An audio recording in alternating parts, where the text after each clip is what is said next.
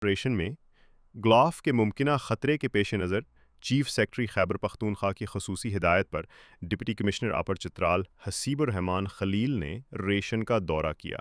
دورے کے دوران ڈپٹی کمشنر نے کسی بھی ممکنہ ہنگامی صورتحال سے نمٹنے کے لیے پیش کی اقدامات کا جائزہ لیا۔ اس موقع پر انہوں نے ریشن گول کے مقامی عمائدین اور آغا خان ایجنسی فار ہیبیٹاٹ کے سرٹ والنٹیئر سے ملاقات کی اور گلاف کے خطرات سے متعلق تفصیلی بریفنگ لی۔ ڈپٹی کمشنر نے ہدایت دی کہ ہائی رسک ایریا میں رہنے والے مکینوں کو محفوظ مقامات پر منتقل کیا جائے۔ اس مقصد کے لیے سرٹ ٹیم کو فوری طور پر خیمے نصب کرنے کی ہدایت کی گئی تاکہ خطرے کی صورت میں متاثرہ افراد کو فوری پناہ گاہ فراہم کی جا سکے۔ ان ہدایات کے مطابق سرٹ والنٹیئرز نے محفوظ مقام پر ٹینٹوں کا انتظام کر لیا۔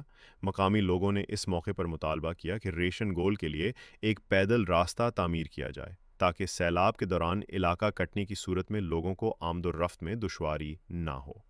ڈپٹی کمشنر نے مسائل کو بغور سنا اور ان کے حل کی مکمل یقین دہانی کرائی۔ ڈپٹی کمشنر نے سرٹ والنٹیئرز کی خدمات کو شاندار الفاظ میں خراج تحسین پیش کیا۔